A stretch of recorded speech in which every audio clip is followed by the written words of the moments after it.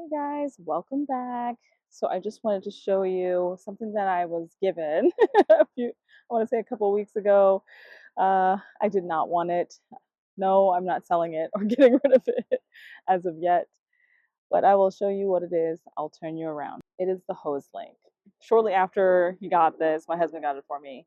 They came up with a 100-foot hose reel, so it's kind of laugh on him, laugh on me because I didn't really want it in the first place. And the main reason is because it is expensive. It was close to $300 for this thing.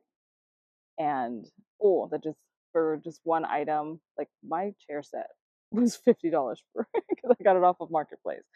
So yeah, so this just cut into it cut me deep. It cut me really deep. But you can pull on it. You want to pull it out straight. You can hear the clicking. Those clickings basically help to lock it in place depending on how many feet or how many inches or wherever you're going. And then once you do pull it, you can pull it so that's locked right there. I can pull it, and as long as I don't pull it further to go to another one or stop on another hitch, it'll just go all the way back close, which is pretty nifty. I know there's other brands that have something similar. I think Vago, they have one as well. We did get the charcoal, if I didn't say that. I'm not too sure about the whole plastic thing right here. I mean, the screws and everything work just fine. Um, but I don't know how long this plastic will last. We get pretty hot and humid, so I don't know how. I guess maybe dry weather might make it last less. I'm not too sure, but we get stay pretty wet out here, so I guess that might be a factor.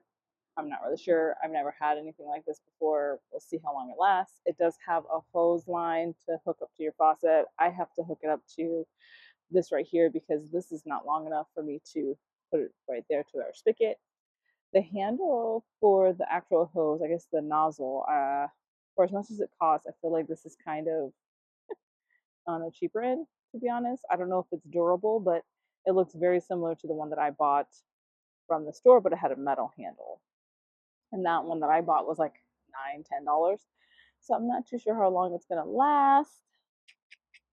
I can't say. I hope it lasts at least 2 decades to make it worth it because I feel like almost $300. It better last a long, long time.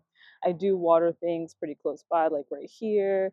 I also have some things I water over here. Just generally, my entire backyard can easily be watered with it. And I do have things on the side of my house that I water as well. Uh, Hopefully, it'll last a while. I'm kind of sad because that was $300 because I'm still trying to put in I guess, the infrastructure of everything that I'm growing back here. There's lots of stuff growing in this, I don't know what you want to call it, this dirt pile. There's lots of different seedling babies growing and things like that, but I haven't really put any perennial infrastructure in because I want it to eventually have like a nice, really nice hedge back there, something that's off the fence that I can easily maintain and trim, but something that gives you a little bit more depth and height because it's very flat back here. The entire backyard is very flat. So I'm hoping I can do that. But that $300, oh, it hurts my heart. It hurts my heart. So I'm gonna pull this down so you can kind of see how far it goes.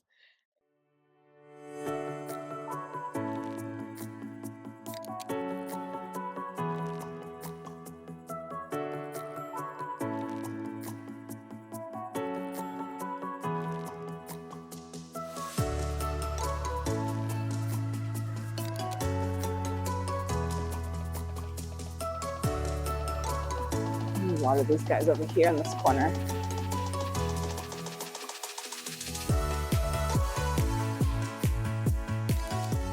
Now, if you've already gotten it pretty far out, you do have to get to a spot where it's taut so you can pull on it to retract it. So you have to get it nice, to unhook itself from the mechanism. It does pull pretty quick, so you will have to make sure that you have a good grip on it because if you're not expecting it to pull this fast, which I wasn't, you might get thrown around. This is not really a tour of a garden right here, but I'll just show you what I got going on. Way too many plants A lot of things survived. I wasn't sure if anything was going to survive, but I have little like dwarf daisies back there. And then I have different types of, what are they called? Pansies and dahlias. Like these dahlias just shot off. Like this one is just massive. I need to put it out somewhere.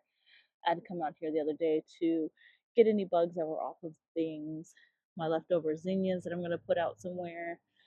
Tons of different types of tomatoes, Rainbow Blend. Um, what else did I do? Rainbow Blend, Early Girl. There's a Roma tomato in here somewhere. I'm trying to think of the other ones I did. I can't think of them all of a sudden. Cherokee Purple. I have a whole bunch of peppers that are still doing their thing. They're not quite that big, but they're definitely ready to go out, even though they're just a couple inches tall. But tons of tomatoes. I also have it's a type of bunny tails grass, I think it is right here. I think these are loofahs. They're looking absolutely one. They're probably one of the best ones out of everything out here. They look the healthiest. The tulips are all they are not doing so well. They don't always come back reliably every year, especially for those of us above 7 as a zone. We're 8B. So I am thinking about letting, like, taking all the, I like just come over once they're all gone and spent just taking this off. Just take this off and leave the foliage to die back on its own. But I also still want to replant this up. So I am debating on how to do that and still keep the bulbs thriving until they die back. And I'm going to try and see if I can get them to come back next year. I'm not sure if I just need to pull up the bulbs and put them back in a good cooler of some kind to keep them at a colder temperature for a little bit longer, because we do get pretty cold here. We get down in the teens and 20s, but not steadily the entire winter. I do have some flowers growing. I have 2 salvias and then a mixture of different things between, I want to say I have, not zinnias, but there's some flowers on there. I can't remember what I put. I just threw some seeds. Okay, this is my grapevine. Yes, I'm one of those people who got a grapevine from like a box store. I don't know if I'm going to get any fruit off of these, but it's fun to be able to just watch it leaf out, and we'll see. Maybe it'll work out really, really great, and maybe it won't. I do have all of my heat tolerant slash cooler things out already. I did onions, like a row of onions in between each thing. I have dragon tongue beans. They are starting to look much better. It got cold like right after I planted a lot of things, and so now they're really starting to flesh out, especially that one. That one's looking really good. Some of these other tomatoes are not looking so hot, but they've got good green growth coming up. I might just swap them out and put something else there instead. Let's not talk about these lettuces. I'm not happy right now. I had to move them, and they were much bigger when I moved them, so they're not happy with that. They'll probably perish, and that's okay because I have more in the other bed. I have some basil here, little baby basils, another one right there. I had sweet peas, but the weather has been so crazy back and forth that they just have never taken off. Like, I put them in. The first ones I put in completely like fried from how cold it was because it dropped so bad, so drastically. I have a whole thing of garlic right here. It looks like 3 rows of garlic. These I think are squash or cucumbers or one. I do have replacements since they don't make it.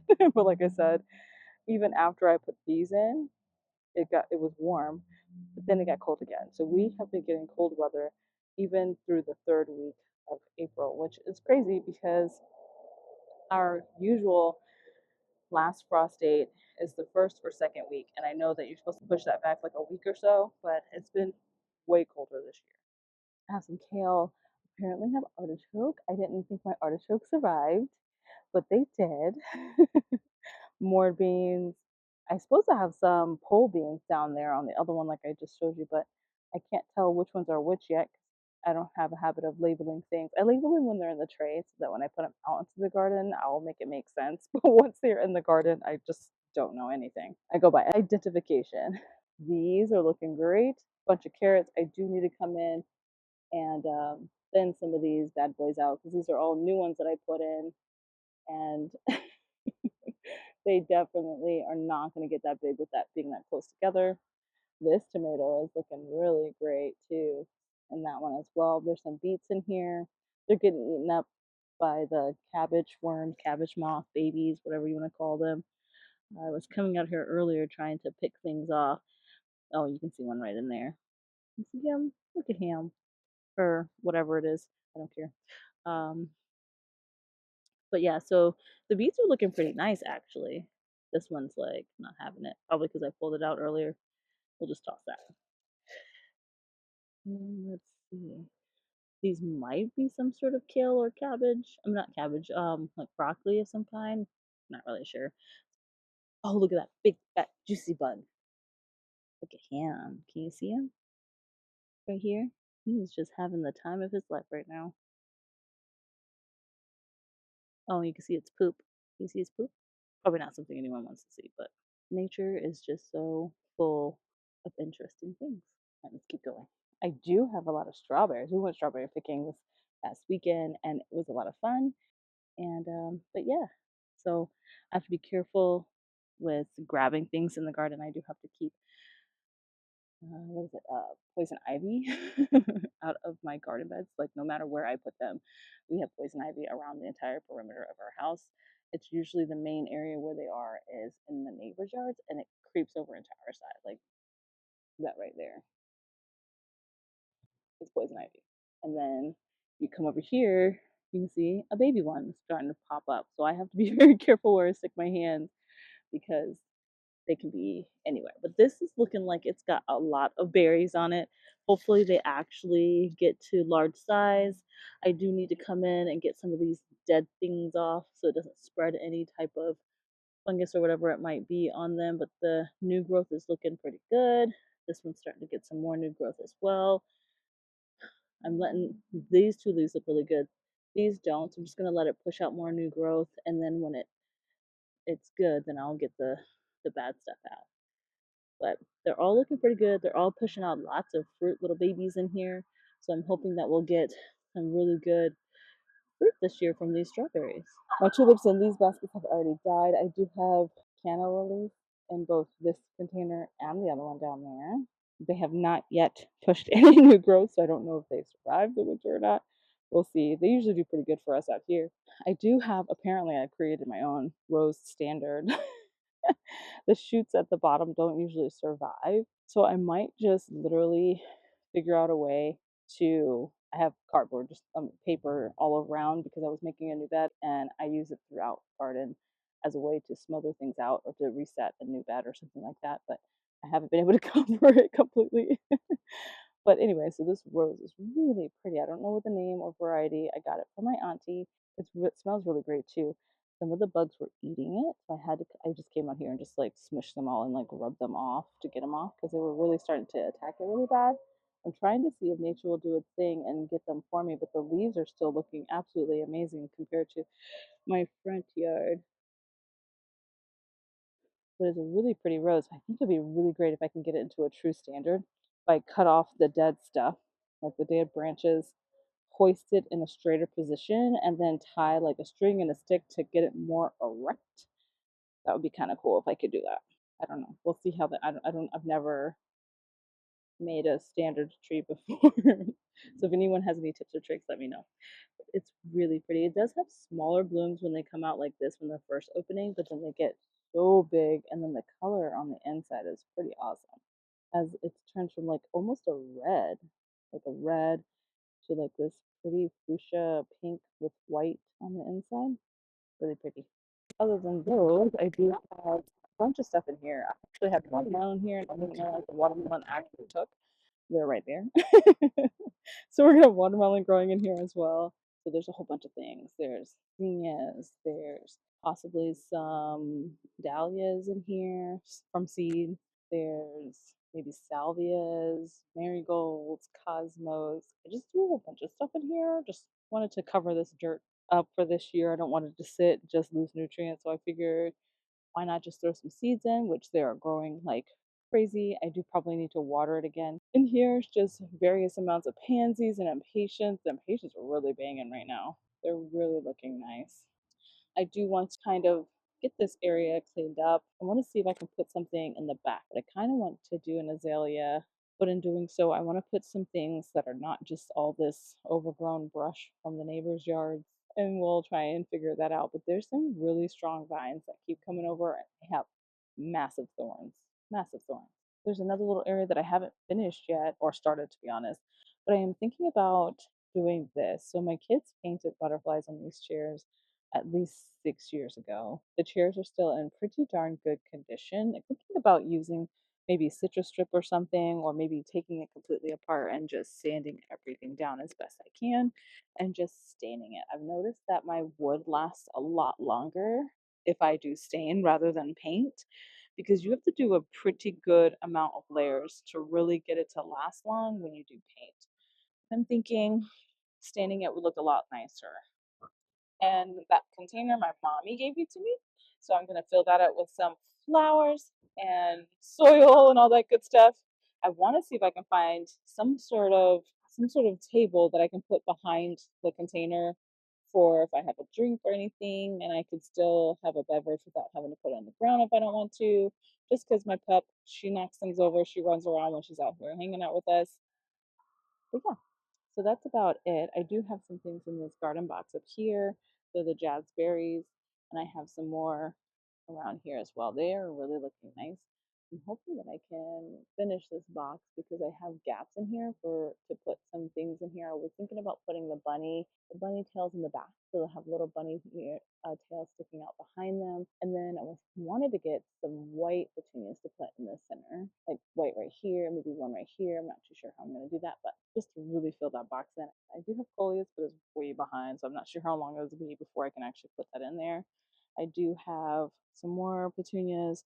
I want to say that's the Super Petunia Violet. That's the Saffron Finch. Don't know what the other one is. Someone help me out with that. Maybe we'll put it on the screen. And I did the same thing over here. I am not too big on the colors. I don't know what it is. I want to pull out the one that's in the back. I'm not really a fan of this color. I don't know why. It's maybe just because it's so, I don't know, contrasting with each other. Like the peachy and the yellow. I'm not really sure I like that, but I'd rather have white in there instead. So I might move those into a different spot. Petunias I know like a lot more sun, and we have mostly shade corners back here. The only part that stays full sun all day is basically here where the hose link is and off to my right here. Those are the only things that stay in the full sun. Oh, I can show you this as well. This is my lavender that I grew last year. I have yet to see it bloom at all. It looks like it's really starting to put on a lot of growth. Some of them got nipped when it got too cold when they were still really young, but I'm hoping that they'll flush back out really nicely. They look really great actually, so I think they'll do really great. And they smell so good, so I'm hoping that I'll get all of these plants and I can put them in the landscape somewhere. I forgot this area over here. I do have two clematises. That's a Hyde Hall and a Bernardine. Think the Hyde Hall I can trim once a year, whereas the Bernardine is like once every 3 years. You might be able to trim it, but you don't want to whack it all the way back. So I'll have to figure out what I need to do on that. I did keep the tag information. I took pictures of them, and we'll see what I need to do for that. But right now, the big thing is getting a trellis of some sort to trellis them up. I do have a bunch of sunflowers in both sides, so this will grow up. There'll be sunflowers around it. They get pretty tall. I think 8 to 12 feet in height, and my fence is probably maybe 4 feet, maybe just at 5 feet. All right, but yeah, but that is my entire garden. There's not a lot to show you. I don't have a whole lot, but that's okay. I am enjoying every minute of trying to make everything look nice. And it just feels good just to be out here in the garden. I can't wait till things start to warm up a little bit more because then we'll actually not just have a garden, we can actually produce things from the garden like tomatoes, onions, garlic, all these other things. That's all I have for today. I hope you guys stay safe out there, and I'll see you in the next video. Bye, guys.